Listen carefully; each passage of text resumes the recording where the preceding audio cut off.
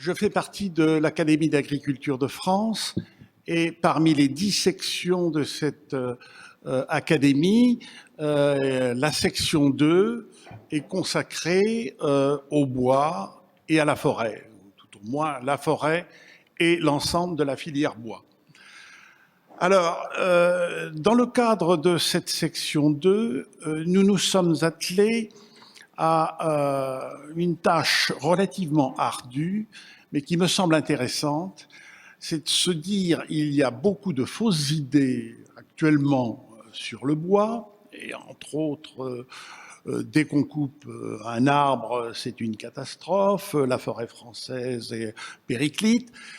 Donc, nous avons décidé de faire une encyclopédie accessible à tous, un Wikipédia en quelque sorte, de 100 questions, un recueil de 100 questions que l'ensemble de la société civile peut se poser à propos de la forêt et du bois. Chacune de ces questions est sous une forme de fiche de 4 pages. Donc c'est un recueil qui, à l'heure actuelle, a 105 fiches, directement accessible sur le site internet de l'Académie et qui permet, je dirais, d'un point de vue à la fois scientifique, mais on aborde bien évidemment des questions d'ordre sociologique, des questions de répondre au grand public, aux médias, aux ONG, sur la réalité du bois et de la forêt. Et je vous incite vivement à aller sur le site de l'agriculture pour voir ces questions très accessibles. Nous avons essayé de trouver une forme de type journalistique, en quelque sorte, mais qui, à mon avis, permet de recadrer un petit peu ces grandes problématiques. Alors, dans cette optique, s'intéresser au bois énergie trouve bien évidemment toute sa signification dans le cadre notamment de la lutte contre le changement climatique. Le chauffage en tant que chauffage bois individuel, puisqu'on verra qu'on a à la fois une grande part du bois, la majorité, encore à l'heure actuelle, qui concerne le chauffage individuel, et puis une partie grandissante, je dirais, de chauffage industriel. Le chauffage individuel, on le part souvent de beaucoup de vertus qui n'a pas été devant les flammes dansantes issues de la combustion de bûches de bois et qui véhiculent plein de souvenirs conviviaux autour de l'âtre. Donc c'est un symbole très chargé d'affect, et je vous convie à regarder, entre autres, plus scientifiquement un petit peu ce qui se passe. Alors, je reviendrai simplement ceci pour dire que, effectivement, un certain nombre de choses dans le grand public courent, comme quoi la forêt française ne serait pas en expansion. C'est absolument pas le cas. D'autres personnes, la personne de l'ONF l'a bien montré. Donc je ne vais pas revenir sur ce sujet. Par contre, les atouts environnementaux du bois énergie sont bien évidemment tout à fait considérables. D'abord, on considère que il y a une neutralité carbone entre le carbone stocké dans l'arbre et après la restitution sous forme énergétique. Ceci a été acté récemment, l'année dernière encore, par l'EPA américaine, le directeur de l'Agence de l'environnement. C'est un sujet un petit peu délicat parce que il est tellement complexe du niveau scientifique que l'on a été conduit à dire, bon, globalement, effectivement, il y a une neutralité carbone. Si l'on considère les feuilles qui tombent de l'arbre, l'humus qui en est produit et qu'il peut y avoir, de par les micro-organismes qui se nourrissent de l'humus, un certain nombre de gaz type CH4, méthane, c'est peut-être un petit peu plus contestable. Mais enfin, globalement, il y a une neutralité carbone. Bien évidemment, matière renouvelable, des stocks prévisibles à moyen et long terme, ça c'est très intéressant, une très faible variation des cours du bois par rapport aux énergies fossiles, ça c'est tout à fait considérable, une disponibilité nationale, indépendance par rapport, et puis une forte contribution, bien évidemment, à l'économie locale. Alors, principes fondamentaux qui régissent la combustion du bois, grosso modo, 45 à 50% de carbone, de l'hydrogène, de l'oxygène, de l'azote, un petit peu de minéraux, et puis un peu d'autres produits, quelquefois, en fonction des endroits où se trouve le bois. À titre anecdotique, j'ai eu l'occasion de m'occuper d'une usine de MDF qui était à Saint-Dizier. Nous achetions le bois, bien évidemment, sur 150 km de rayon. Et sur ces bois, il y avait 14% de bois qui étaient mitraillés ou qui avaient du shrapnel. Donc, vous retrouvez dans certaines régions ce genre de choses où vous pouvez retrouver un peu de plomb ou d'acier. Heureusement, ce n'est pas le cas en Île-de-France. Alors, les mécanismes de la combustion du bois, bien évidemment, vous allez avoir du gaz carbonique, de l'oxyde de carbone, quand malheureusement je dirais que la combustion se fait mal, et un certain nombre de gaz tels que le méthane, l'éthane, tout ceci va donner les flammes que l'on connaît. Il y aura un certain nombre de particules de carbone pur, de charbon, ni plus ni moins, toujours en fonction de l'oxydation, et puis peut-être, dans certains cas, des goudrons, ce qu'on appelle les HAP, les hydrocarbures polycycliques, qui, eux, ne brûlent pas s'il n'y a pas de catalyseur et que l'on retrouvera dans les suies, pour autant qu'il y ait des suies.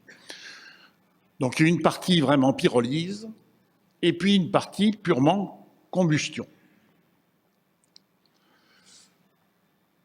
Dès lors que l'on a une combustion lente, on va avoir du charbon qui va se produire, une production de chaleur, mais ce charbon sera non négligeable.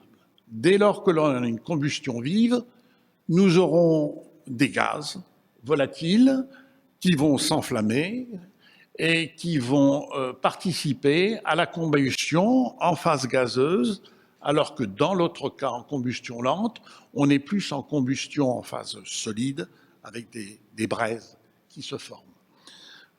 Donc, des mécanismes homogènes et hétérogènes simultanés.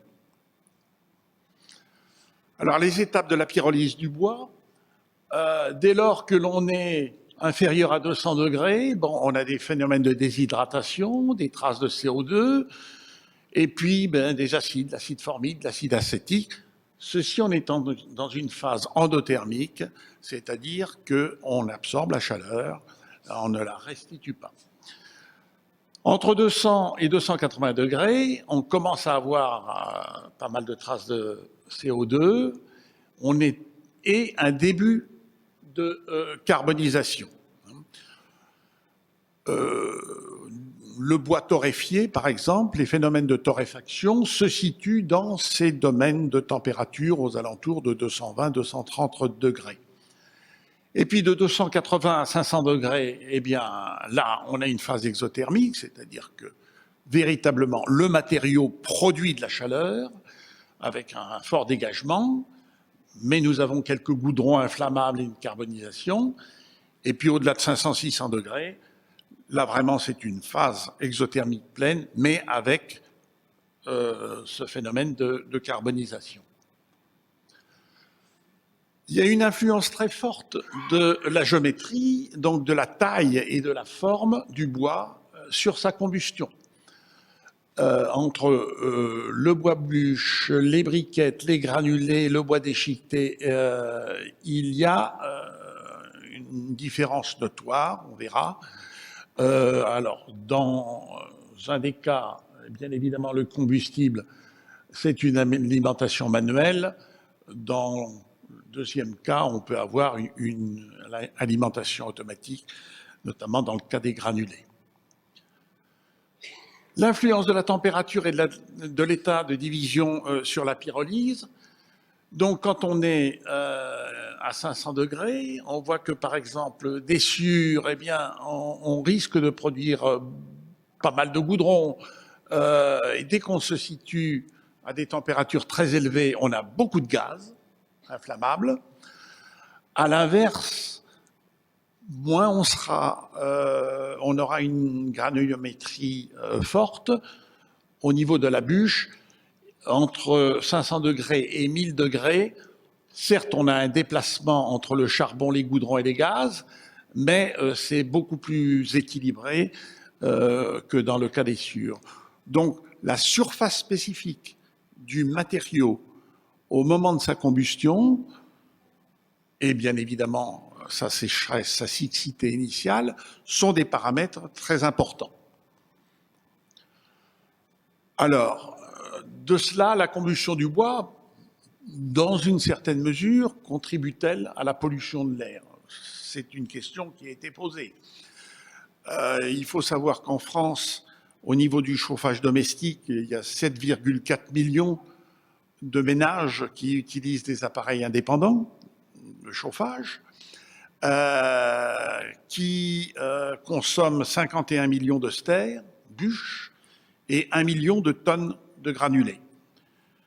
A contrario, dans l'industrie, donc pour les chaufferies, petites chaufferies, grandes chaufferies, on peut estimer qu'il y a un petit peu plus d'un millier d'unités de plus d'un mégawatt thermique qui permettent d'avoir de l'ordre de 5000 mégawatts installés. Une petite partie est en cogénération, c'est-à-dire chaleur et électricité. 42 unités actuellement en France de plus d'un mégawatt pour 1600 mégawatts thermiques installés. Alors, les principaux polluants qui sont issus de la combustion,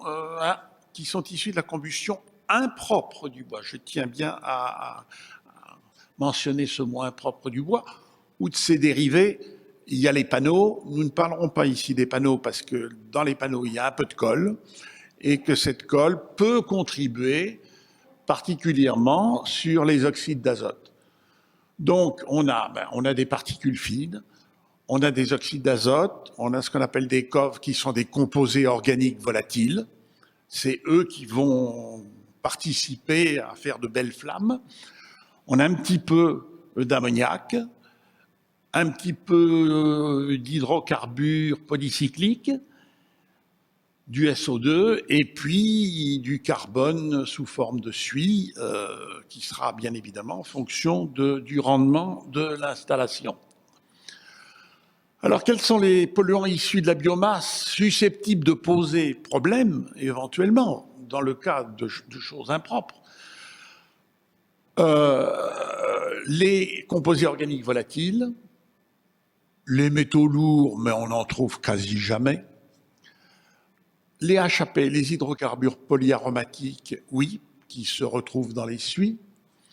Les particules fines inférieures à 10 microns, c'est celles qui sont tant décriées à l'heure actuelle dans d'autres choses comme pour le diesel. Et puis l'oxyde de carbone, bien évidemment.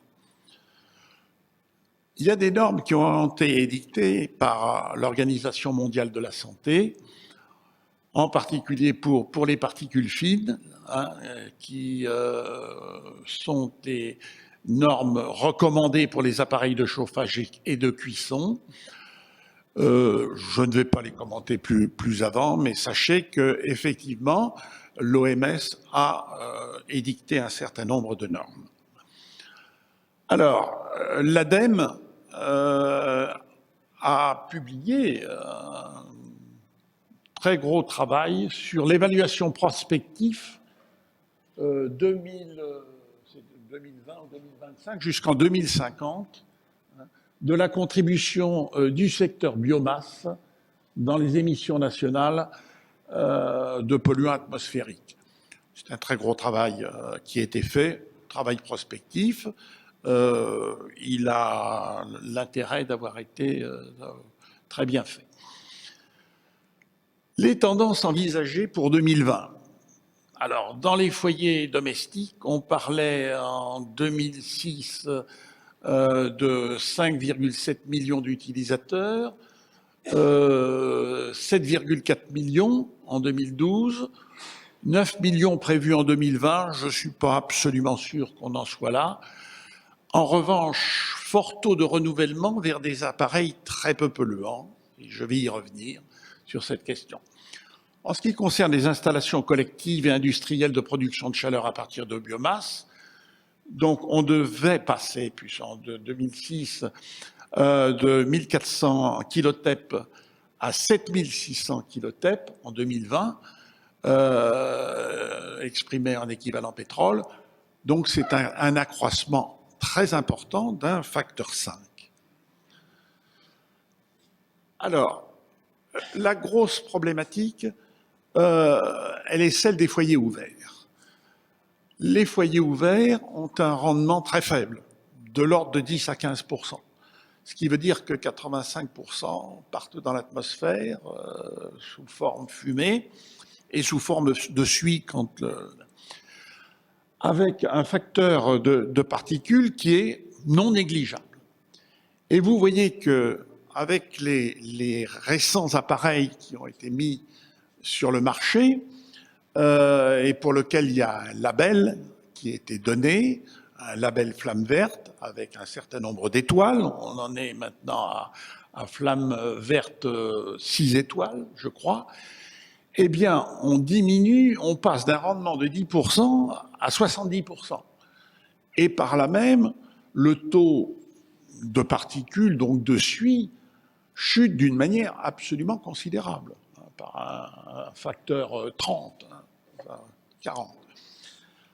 Ça, c'est un point extrêmement important. Deuxièmement, l'évolution des performances des appareils. Vous voyez qu'actuellement, on arrive à 75% de rendement, même au-delà quand on utilise des granulés, on peut arriver à 90% de rendement, avec des taux d'oxyde de carbone qui sont tout à fait négligeables et des taux de poussière, donc de particules, qui ont chuté d'une manière drastique.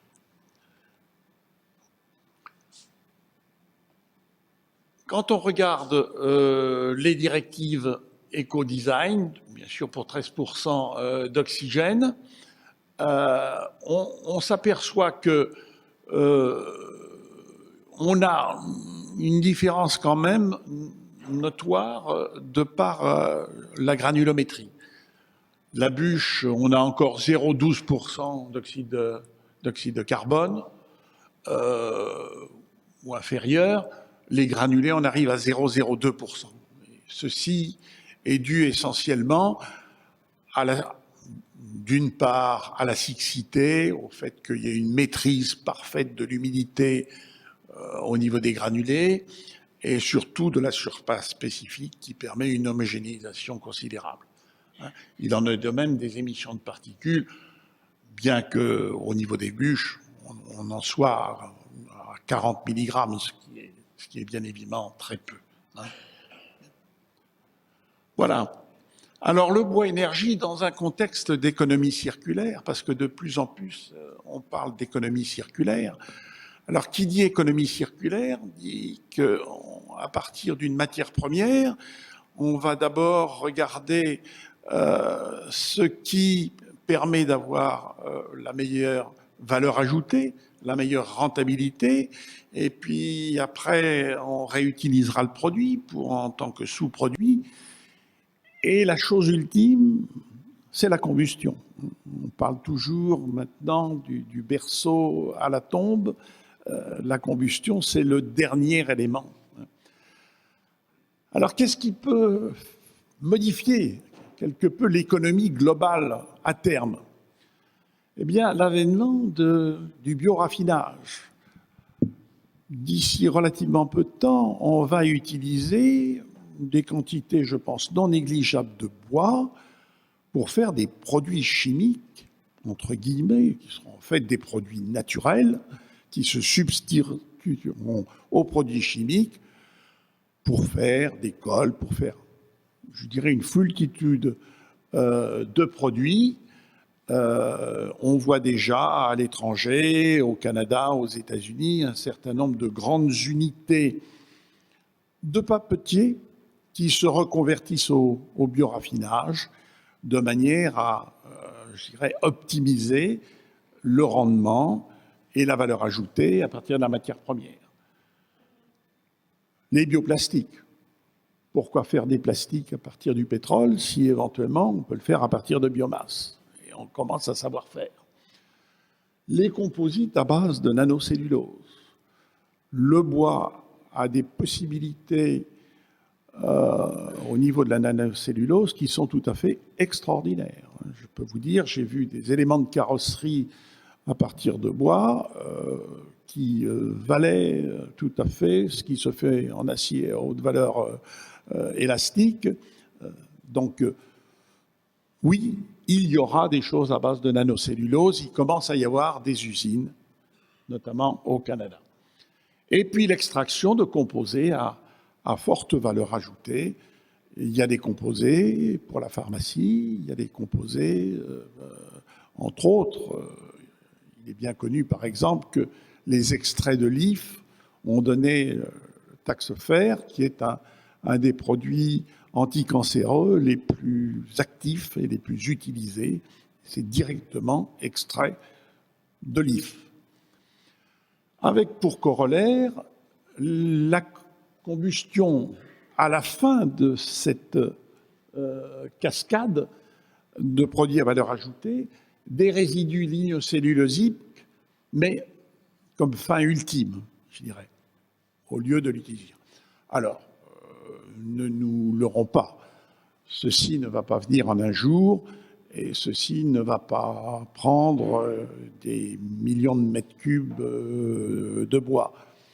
Mais je pense qu'il y a une économie de cette nature qui, effectivement, va prendre une certaine importance.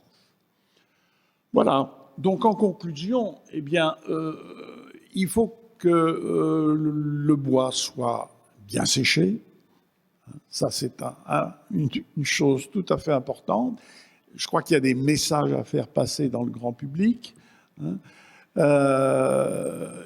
faut aller vers des poêles, des appareils de chauffage au bois de plus en plus performants, tels qu'il y en a à l'heure actuelle. Et il y a un important effort marketing qui est fait de la part des fournisseurs de matériel, y compris dans le cadre du design des poêles, pour montrer que, je dirais que le chauffage au bois n'est nullement has-been. Il y a de très très beaux poêles maintenant qui s'intègrent parfaitement dans un design moderne et qui peuvent être tout à fait prisés par la jeunesse. Voilà. Donc, l'installation des dispositifs à foyer fermé de haut rendement minimise considérablement les émanations issues de la combustion du bois et devrait être conforme aux normes environnementales récemment édictées. Il n'y a pas de problème. En ce qui concerne les grosses installations industrielles, elles ne posent pas de problème, elles sont soumises à des contraintes environnementales tout à fait considérables, elles s'y conforment, et elles sont très souvent analysées et revues pour rester tout à fait dans ces normes. Voilà ce que j'avais à vous dire brièvement sur le bois énergie.